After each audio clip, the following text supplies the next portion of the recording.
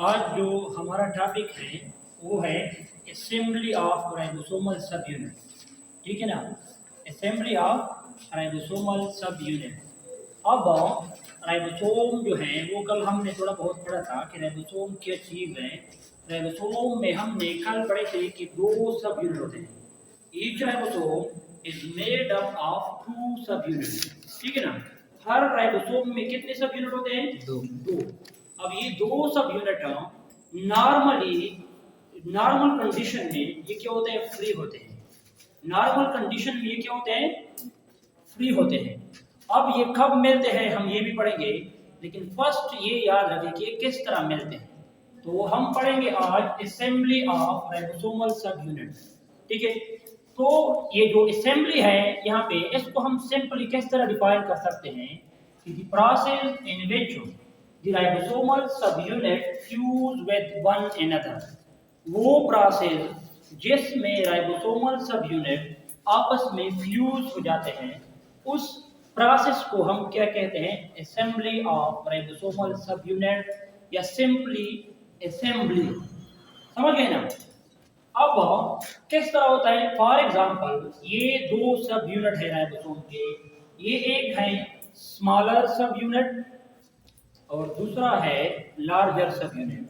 अब ये दोनों आपस में फ्यूज होके क्या बनाते हैं? एक कंप्लीट राइबोसोम बनाते हैं। ये दोनों आपस में फ्यूज होके एक कंप्लीट राइबोसोम बनाते हैं। अब ये जिस प्रोसेस के जरिए फ्यूज होते हैं, इस प्रोसेस को असल में हम क्या कहते हैं? असेंबली। इसको हम क्या कहते हैं? असेंबली। इस प्रोसेस को हम असेंबली कहते हैं। समझ गए ना? अब ये जो प्रोसेस है इसके लिए किस चीज, ये जो असेंबली है इसके लिए रिक्वायरमेंट है, जरूरियात है। मीन्स की क्या चीज है जो इसके लिए रिक्वायर्ड है। तो इसके बाद यहाँ पे हम पढ़ेंगे requirement.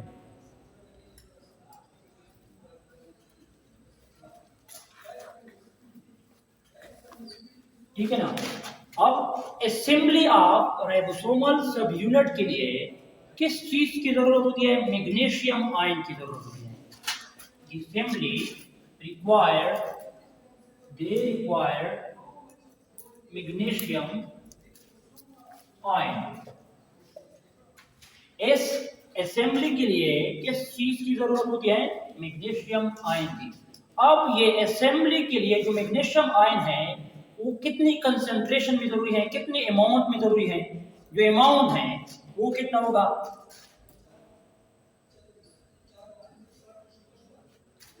0.001 mole.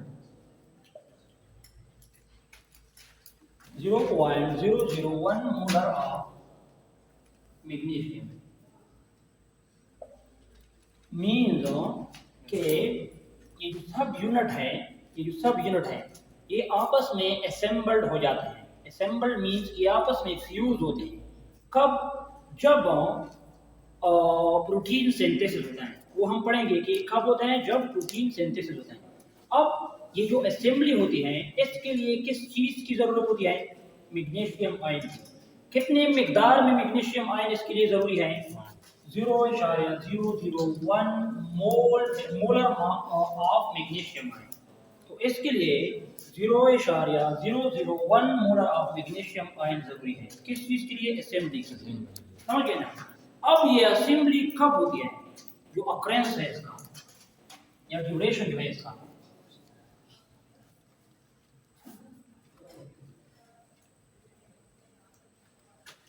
it occur during the protein synthesis। ये असेंबली जो है ये कब होती है? प्रोटीन सिंथेसिस के दौरान। मीन्स कि जब सेल के अंदर प्रोटीन सिंथेसिस होता है तो उस दौरान ये जो राइबोसोमल सब यूनिट हैं ये आपस में फ्यूज हो जाते हैं। नॉर्मली ये जो राइबोसोमल सब यूनिट हैं ये क्या होते हैं? साइटोप्लाज्म में फ्री होते हैं। ठीक है ना? लेकिन जब प्रोटीन सिंथेसिस होता है तो उस दौरान ये दोनों आपस में क्या हो जाते हैं? असेंबल्ड हो जाते हैं, मिल जाते हैं। समझ गए ना असेंबली को। अब सेकंड है यहाँ पे, ये असेंबली तो हो जाती है, फिर ये डिसोसिएशन मींस कि ये सेपरेट फिर कब होते हैं। सेकंड यहाँ पे है डिसोसिएशन ऑफ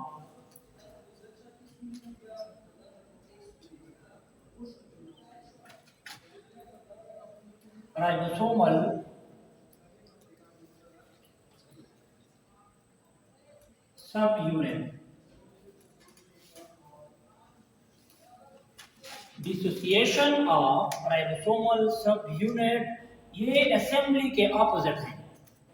असेंबली के क्या है? ऑपोजिट है।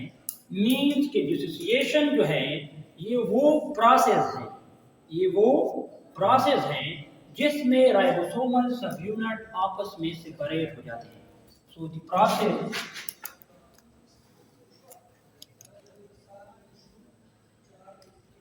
in which ribosomal subunit separate from one another।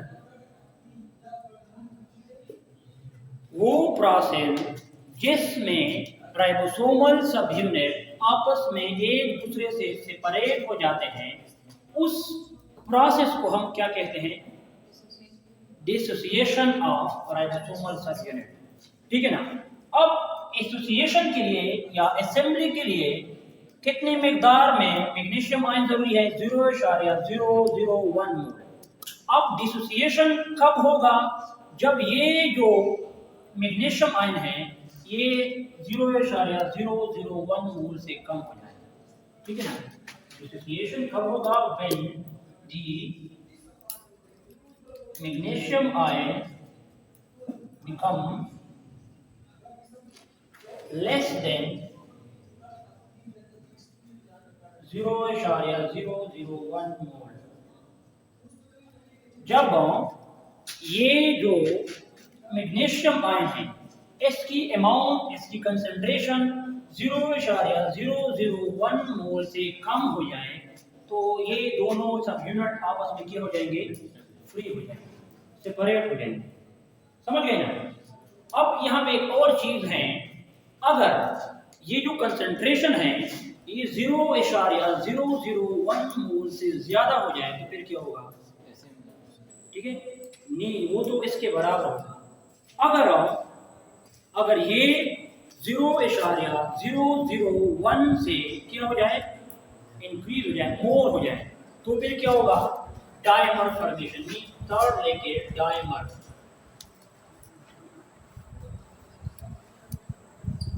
अब सिंपली फर्स्ट डायमर क्या चीज है? Dimer means when two ribosome are fused, when two ribosomes are fused with one another,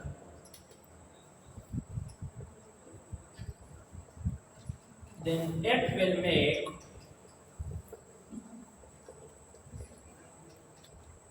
dimer। Means कि जब दो राइबोसोमल सब यूनिट आपस में फ्यूज हो जाते हैं, राइबोसोमल सब यूनिट नहीं, जब दो राइबोसोम आपस में फ्यूज हो जाते हैं तो उसकी रिजल्ट में क्या बनता है? डायमर बनता है। तो उसकी रिजल्ट में क्या बनता है? डायमर। किस तरह? फॉर एग्जांपल ये एक राइबोसोम है, ठीक है ना, ये दूसरा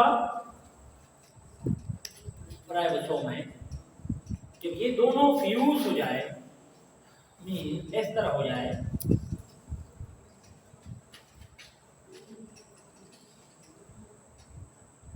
तो इसको फिर हम क्या नाम देते हैं? डायमर।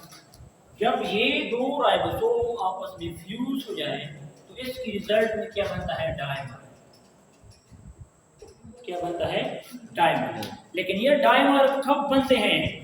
जब मैग्नीशियम आयन की अमाउंट जो है, कंसंट्रेशन जो है वो 0.001 मोल से ज्यादा हो जाए, अब बनता है when the concentration of magnesium ion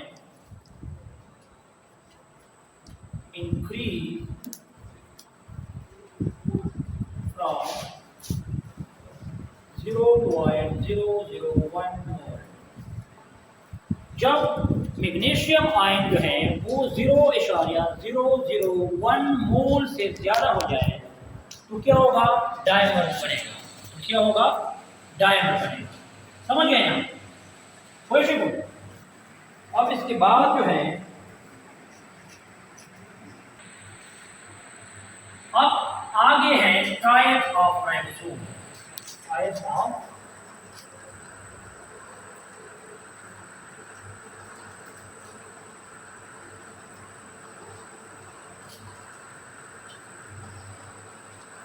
type of ribosome means के यहाँ पे हम क्या पढ़ेंगे कि राइबोसोम जो है उसके कितने टाइप्स हैं।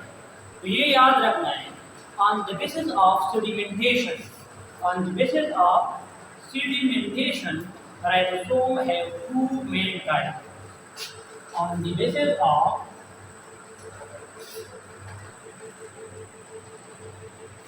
sedimentation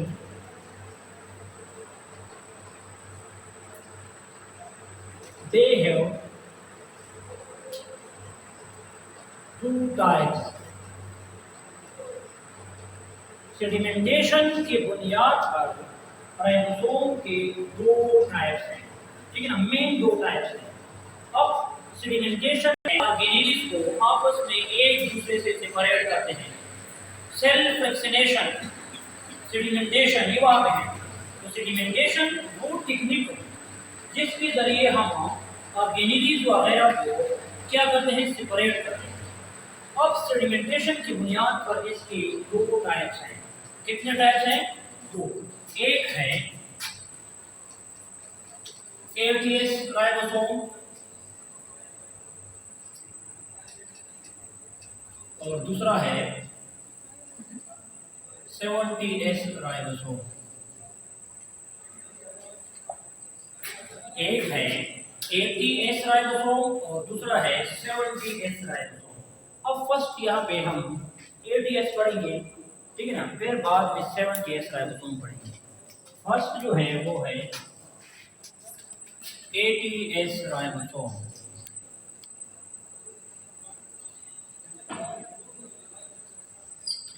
अब यहाँ पे जो S है, ये यहाँ पे क्या है, जो S है, S का मतलब क्या है, S stands for sedimentation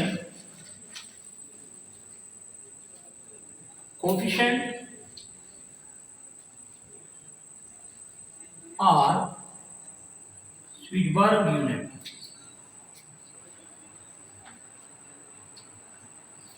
S जो है, S को हम मीन्स ये किस चीज के लिए इस्तेमाल करते हैं, या सेडिमेंटेशन कोफिशिएंट के तौर पर इस्तेमाल करते हैं या स्वीडबर्ग। अब सेडिमेंटेशन आप लोगों को पता है कि वो प्रोसेस, वो टेक्निक्स जिसमें हम ऑर्गेनेलिस सेपरेट करते हैं। अब इस यहाँ पे स्वीडबर्ग एक साइंटिस्ट था जिन्होंने आइसोलेट किया था इनको किस चीज के जरिए, सेडिमेंटेशन के जरिए। समझ गए ना। अब यहाँ पे 80S राइबोसोम ये क्या चीज है, फर्स्ट ये जो 80S राइबोसोम है ये कहाँ पे मौजूद होते हैं, कौन से सेल्स में होते हैं। तो फर्स्ट इसकी ऑकरेंस है,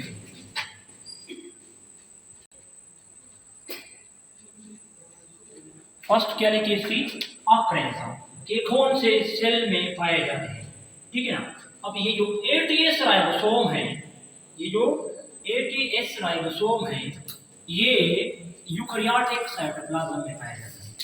it is present in the cytoplasm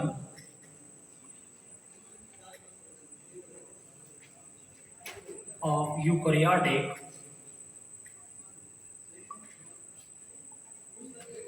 cell। ये यूकैरियोटिक सेल के साइटोप्लाज्म में मौजूद होते हैं, ठीक है ना। अब ये यूकेरियोटिक सेल के साइटोप्लाज्म में कहाँ पे मौजूद होते हैं, ठीक है ना, मीन्स कि इसकी लोकेशन क्या है।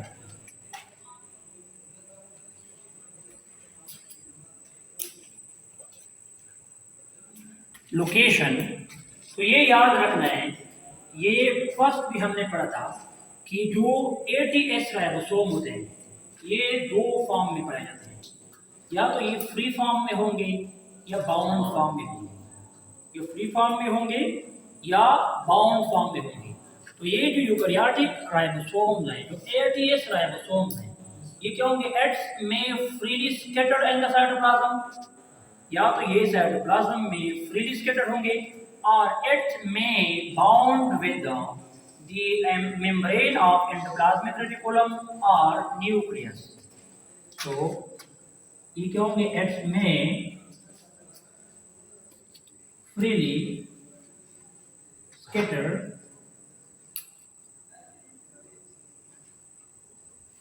in the cytoplasm, या तो ये साइटोप्लाज्म में फ्रीली स्कैटर होंगे, या क्या होंगे, और इट्स में